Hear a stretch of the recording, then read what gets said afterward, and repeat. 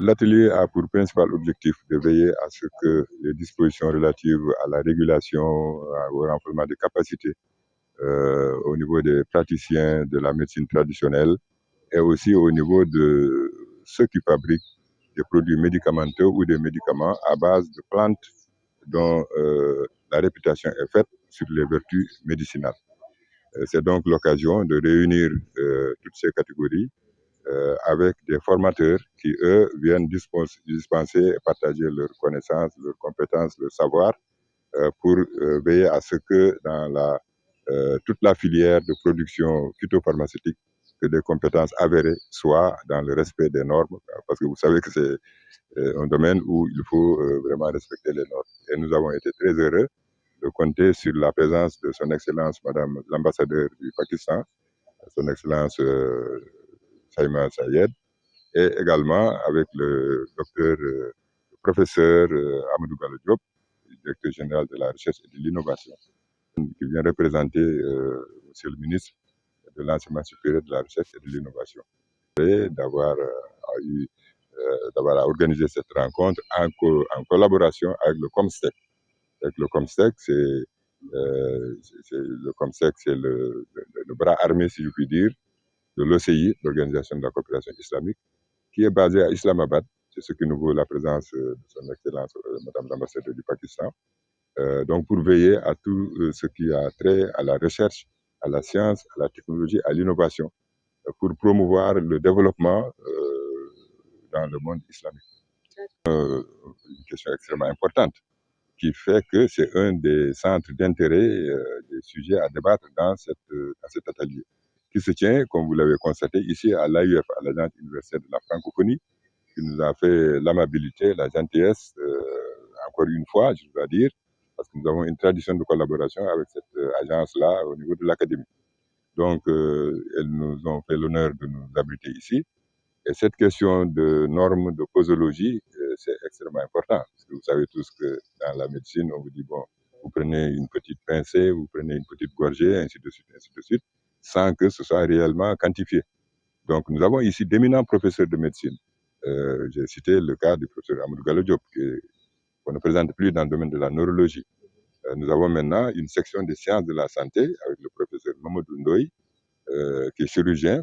Nous avons d'éminents professeurs, le professeur Pape Salif Sow, qui est spécialiste des maladies infectieuses, le professeur Mamadou Gelaye Sall, qui est nutritionniste. Vous savez, nous avons une importante section des sciences de la santé au niveau de l'académie. Et en relation avec la section des sciences agricoles, qui, elle, veille à la production des plantes. Parce que vous savez que les plantes réputées médicinales, avec des vertus spécifiques connues, leur production également pose problème. C'est un des goulots d'étranglement. Et notre section des sciences agricoles veille à ce que nous puissions avoir des productions en grande quantité. Parce que quand nous voulons industrialiser, avec des normes strictes et précises, il faut disposer d'une importante quantité de matières premières, ce qui n'est pas toujours le cas. Parce que les plantes, quelquefois, il faut aller dans la forêt. Pour les trouver, ce n'est pas toujours évident. Donc nous voulons, dans cette optique de rationalisation, avoir une production fiable, stable, contrôlée, et aussi tout un processus maintenant pour sa mise en valeur, pour sa valorisation, aboutissant à la production de médicaments. Ces plantes, vous savez, dans ce que fait la médecine traditionnelle, on n'a pas toujours isolé le principe actif. Et dans notre section, sciences fondamentales appliquées de l'innovation, nous avons également à l'Académie, en relation avec les centres de recherche, avec les facultés de médecine et autres, nous voulons, pour chaque plante réputée médicinale avec des vertus connues, voir quels sont les principes actifs. Parce qu'il y a souvent des éléments qui ne sont pas toujours utiles ou favorables. Et ça, nous avons des professeurs de médecine qui sont là et puis qui peuvent justement guider la voie de la recherche dans ce domaine. C'est un tas de lieux qu'il faut faire remonter à très longtemps. Elle précède quand même la médecine moderne, entre guillemets, qui a été structurée à partir de 1917. Avant, les gens se soignaient avec des moyens locaux qui passaient entre autres par la pharmacopée locale, et ça depuis des millénaires. Et c'est cette réflexion qui a poussé le COMSET, l'Académie des sciences,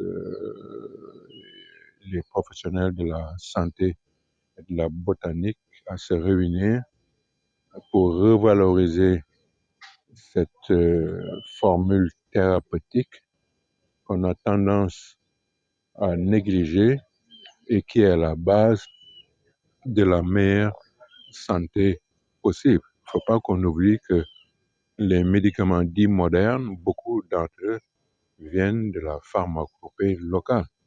Il se trouve qu'en Afrique, vous avez un lot extraordinaire de plantes sous différentes formes dans toutes les régions d'Afrique qui ont des vertus qu'on ne peut pas négliger. Mais il faut que ce soit fait sur la base de méthodologies scientifiques qu'il faut favoriser, qu'il faut enseigner. Et c'est ça l'objectif des universités et c'est ça l'objectif de l'Académie des sciences. Il se trouve qu'au stade actuel, il y a peut-être une sorte de dichotomie entre les deux approches qui fait que beaucoup de nos compatriotes en Afrique de l'Ouest et partout ailleurs, quand ils sont malades, vont chercher d'abord le praticien avant d'aller voir le médecin pour des problèmes d'accès géographique et d'accès financier. On ne peut pas laisser s'installer une sorte d'opposition ou d'adversité entre ces deux approches. Et le but de l'atelier que le ministre de l'Enseignement supérieur, Abdourahmane Diouf, salue, félicite les organisateurs, nous a demandé, parce que vous savez, le mercredi, c'est le jour du Conseil des ministres, de venir le représenter et procéder à son ouverture. Donc, votre question est une question fondamentale qui nous oblige à nous arrêter, à réfléchir et voir comment améliorer cet état de fait. Et si c'est bien fait, nous pouvons vous garantir que l'Afrique dispose de ressources pharmacologiques, pharmaceutiques, botaniques et autres qui peuvent complètement révolutionner la prise en charge de plusieurs maladies à travers le monde. Mais nous ne le réussirons pas si nous ne l'abordons pas de manière méthodique, bien organisée, structurée.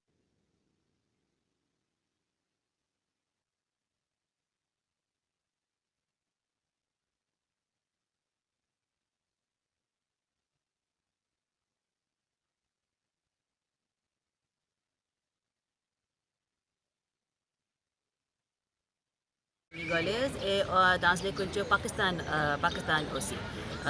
Les populations pakistanaises aimaient beaucoup pour les traitements dans les médecins traditionnels sur les villages et les communautés rurales. Donc ça c'est très populaire.